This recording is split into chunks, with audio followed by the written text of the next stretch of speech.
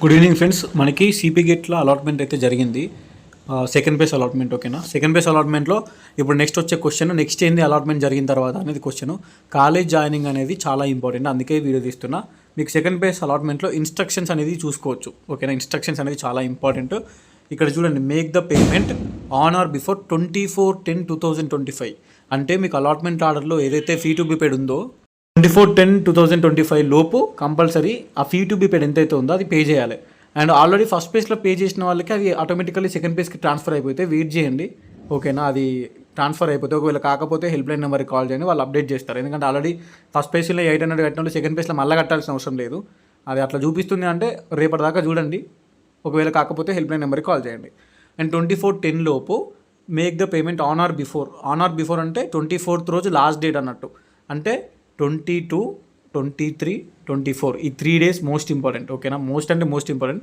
ఈ 3 days మీరు compulsory payment అనేది చేయాలి. 22, 23, 24 ఈ 3 daysలో ఎవరికైతే ఫస్ట్ టైం షీట్ వచ్చిందో ఇప్పుడు సెకండ్ పేజ్లో మీరు పేమెంట్ కంపల్సరీ చేయాలి. ఆల్రెడీ ఫస్ట్ పేజ్లో పేమెంట్ చేసిన వాళ్ళు ఆ డబ్బులు ట్రాన్స్ఫర్ అయిపోతే సెకండ్ పేజ్కి ఆటోమేటికల్లీ మీకు డైరెక్ట్ అక్నాలెడ్జ్మెంట్ వస్తుంది. లేదంటే అక్కడ ఫీ టు బి పేడ్ 0 అని చూపిస్తుంది. ఫీ టు బి పేడ్ 0 అని చూపిస్తే దాన్ని ఆ బాక్స్ టిక్ చేసి డైరెక్ట్ మీరు ప్రొసీడ్ కావచ్చు. ప్రొసీడ్ అయితే మీకు ప్రొసీడ్ మీద క్లిక్ చేస్తే అది సబ్మిట్ అయిపోతుంది అండ్ అక్నాలెడ్జ్మెంట్ వస్తుంది. ఇది process. So if candidate fails to pay the amount, this provisional allotment order automatically stands cancelled. అంటే 24 లోపు మీరు జాయిన్ అనేది కావాలి, పేమెంట్ చేయాలి, అక్నాలెడ్జ్మెంట్ ప్రింట్ తీసుకోవాలి, కాలేజీకి జాయిన్ కావాలి. ఒకవేళ 24th లోపు జాయిన్ కాకపోతే ఆ సీట్ అనేది క్యాన్సిల్ అయిపోతుంది. So the seat allotment to candidates is purely provisional until the final verification of all certificate physically at the allotted college. అంటే అలాటెడ్ కాలేజ్కి మీరు 24 లోపు వెళ్ళి మీరు కాలేజీలో జాయిన్ అవ్వాలి. ఒరిజినల్స్ తీసుకెళ్ళాలి, ఒరిజినల్స్ కంపల్సరీ తీసుకెళ్ళాలి. కానీ ఒరిజినల్స్ వాళ్ళు తీసుకోరు. జస్ట్ ఏం చేస్తారంటే ఫిజికల్ వెరిఫికేషన్, ఇక్కడ చూడండి, final verification of all certificates physically at the allotted college. దాని మీనింగ్ ఏంటంటే మీకు అలాట్మెంట్ అయిన కాలేజ్లో అడుగుతారు వాళ్ళు నార్మల్గా మీ original 10th memo, original inter memo, original degree memos అనేటివి చూస్తారు. జస్ట్ టీసీ ఒకటే ఒరిజినల్ వాళ్ళు తీసుకుంటారు. టీసీ ఒకటే ఒరిజినల్ వాళ్ళు తీసుకుంటారు. అది క్యాంపస్ అయినా, సబ్ క్యాంపస్ అయినా, గవర్నమెంట్ కాలేజ్ అయినా ఒరిజినల్ టీసీ వాళ్ళు తీసుకొని రిమైనింగ్ అన్ని జిరాక్స్లే తీసుకుంటారు. ఓకేనా, రిమైనింగ్ అన్ని జిరాక్స్లే తీసుకుంటారు. 10th memo, inter memo, degree memo, caste income, Aadhaar card, 9th to degree study certificates, మనకి CP GET rank card, CP GET acknowledgement card, ఇవన్నీ జిరాక్స్లు తీసుకుంటారు. టీసీ ఒకటి ఒరిజినల్ తీసుకుంటారు. ఓకేనా, రిమెంబర్. కానీ ఒరిజినల్స్ కూడా మీతో పాటు తీసుకెళ్ళి, ఎందుకంటే వెరిఫై చేసుకోనికి అందుకే ఇక్కడ పెట్టి final verification of all candidates physical at the allotted college. మీకు ఎక్కడైతే అలాట్మెంట్ అయిందో అక్కడ జస్ట్ అడుగుతారు, వెరిఫై చేసి చూసి మీకే ఇస్తారు ఒరిజినల్స్. వాళ్ళు ఒరిజినల్ ఒక టీసీ ఒకటి తీసుకుంటారు, రిమైనింగ్ అనేది జిరాక్స్లు తీసుకొని వాళ్ళు మీకు జాయినింగ్ రిపోర్ట్ ఇస్తారు. ఓకేనా, కాలేజీలో జాయిన్ అయితే జాయినింగ్ రిపోర్ట్ అనేది మీకు ఇస్తారు. అది మీరు 24th లోపు ఈ పని కంప్లీట్ చేసుకోవాలి కంపల్సరీ. మీకు ఫస్ట్ పేజ్లో సీట్ ఉన్నా కూడా అక్కడ పోయి జాయిన్ గారు. ఒకవేళ సెకండ్ పేజ్లో మీకు సీట్ వస్తే అక్కడ పోయి జాయిన్ గారు. ఫస్ట్ అండ్ సెకండ్ పేజ్ ఇద్దరికి చెప్తున్నా, మీకు ఏ సీట్ అయితే ఉందో ఇప్పుడు అలాట్మెంట్లో లాగిన్ అయి చూసుకొని మీకు ఆ సీట్ చూపిస్తుంది అక్కడ. అదే సీట్ అయితే ఉందో అక్కడ పోయి జాయిన్ గారు 24th లోపు. Must and should compulsory. Okay, so ఇక్కడ చూసుకోవచ్చు, that candidate has to report at the college and hand over the acknowledgement card at the college. కాలేజ్లో మీరు అక్నాలెడ్జ్మెంట్ కార్డ్ ఇవ్వాలి. The original TC transfer certificate will be submitted at the allotted college. Original TC మాత్రమే college వాళ్ళు తీసుకుంటారు, remaining originals తీసుకోరు. And provide all originals certificates for verification అండి.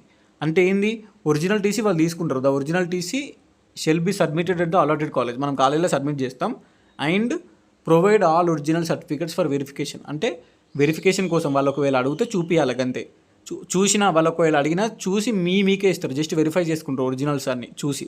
Okay, if satisfied with allotted college submit your TC and report in the college on are before 24/10.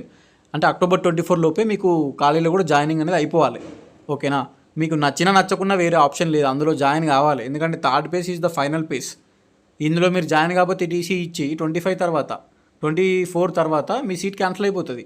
And మీకు third పేజ్లో కూడా వేరే seat రాకపోతే ఏ సీట్ ఉండదు, 1 year గ్యాప్ వస్తుంది. So second పేజ్లో compulsory 100% join అవ్వండి. అండ్ ఇక్కడ ఇంకో point important, after the payment of tuition fee if the candidate cancel the provisional allotment. కొంతమందికి ఫీ టు బి పేడ్ 800 చూపించదండి. 800 ఫీ టు బి పేడ్ చూపించకుండా course fee మొత్తం చూపిస్తుంది. అది 30,000 అవ్వచ్చు, 20,000 అవ్వచ్చు, ఎందుకంటే కొంతమందికి గవర్నమెంట్ ఎంప్లాయీస్ పేరెంట్స్ ఉండడం వల్ల, లేదంటే వేరే స్కాలర్షిప్ రాకపోవడం వల్ల ఓసీ క్యాండిడేట్స్ 30,000 20,000 అనేది కడతారు ఆన్లైన్ సెల్ఫ్ రిపోర్ట్ కోసం. వాళ్ళు ఒకవేళ అడ్మిషన్ క్యాన్సిల్ చేసుకుంటే after the payment of tuition fees మొత్తం కడతారు. ఇది 30K అవ్వచ్చు, 20K అవ్వచ్చు. If the candidate cancel the provisional allotted seat, the candidate will forfeit the counselling fees 800. 800 ఏదైతే ఉందో అది కట్ చేసుకొని రిమైనింగ్ 30,000 కానీ 20,000 కానీ మీకు ఇస్తారండి. ఓకేనా, మీరు అడ్మిషన్ క్యాన్సిల్ చేసుకుంటే, ఒక్కవేళ అడ్మిషన్ క్యాన్సిల్ చేసుకుంటే అంతే. ఇక the candidate suppose to take admission only in one of the courses. ఒక్క కోర్సులోనే అడ్మిషన్ తీసుకోవాలి. 2 కోర్సులు 3 కోర్సులు రాసిన వాళ్ళు ఎవరైతే ఉన్నారో మీరు ఒక్క కోర్స్ సెలెక్ట్ చేసుకొని దాన్నే అక్నాలెడ్జ్మెంట్ కార్డు తీసుకొని ఆ కాలేజ్కి వెళ్ళి జాయిన్ అవ్వండి. ఓకేనా, ఇక రిమైనింగ్ సీట్స్ అనేవి క్యాన్సిల్ అయిపోతాయి. ఏదో ఒకటే సెలెక్ట్ చేసుకోవాలి. 2, 3, 4 సబ్జెక్ట్ రాసిన స్టూడెంట్స్కి చెప్తున్నా వాళ్ళు. అంతే. ఇక లిమిటెడ్ హాస్టల్ అకామిడేషన్ అనేది మ్యాక్సిమం ఇస్తారండి. ఓకేనా, Osman university main sub campus అయినా వేరే క్యాంపస్ అయినా పక్కా హాస్టల్ అనేది ఇస్తారు. బట్ వీళ్ళు ఇట్లా ఇన్స్ట్రక్షన్స్లో మెన్షన్ చేస్తారు, మీరేం టెన్షన్ పడకండి. And no guarantee for hostel admission in OU, no hostel facility for self finance courses అని ఇచ్చారు. ఇది కూడా టెన్షన్ తీసుకోకూరి. నాది సెల్ఫ్ ఫైనాన్సే, నేను క్యాంపస్లో ఉన్నా. ఇప్పుడు లాస్ట్ ఇయర్ 24లో జాయిన్ అయిన స్టూడెంట్స్ కూడా చాలామంది సెల్ఫ్ ఫైనాన్స్ వాళ్ళు ఉన్నారు. 100% సెల్ఫ్ ఫైనాన్స్ వాళ్ళకి పక్కా ఇస్తారు హాస్టల్, దానికేం టెన్షన్ పెట్టుకోకరి. ఓకేనా, సో ఇది మ్యాటరు. ఇది నేను చెప్పాలనుకున్నది. ఏమేమి తీసుకెళ్ళాలి అంటే ఒరిజినల్ టీసీ ఒరిజినల్ అన్నీ తీసుకెళ్ళండి. డాక్యుమెంట్స్ ఒరిజినల్ టీసీతో పాటు మెమోస్ కూడా తీసుకెళ్ళండి, అన్నీ తీసుకెళ్ళండి. బట్ వాళ్ళు తీసుకునేది ఒరిజినల్ టీసీ తీసుకుంటారు అంతే. Remaining 9th to degree, me 9th to degree ఏదైతే ఉందో డిగ్రీ బోనఫైడ్స్ అవి తీసుకెళ్ళాలి కంపల్సరీ. నెక్స్ట్ క్యాస్ట్ తీసుకెళ్ళాలి, ఇన్కమ్ తీసుకెళ్ళాలి, 10th మెమో తీసుకెళ్ళాలి, ఇంటర్ మెమో తీసుకెళ్ళాలి, నెక్స్ట్ డిగ్రీ మెమోస్ తీసుకెళ్ళాలి, ఆధార్ కార్డు తీసుకెళ్ళాలి.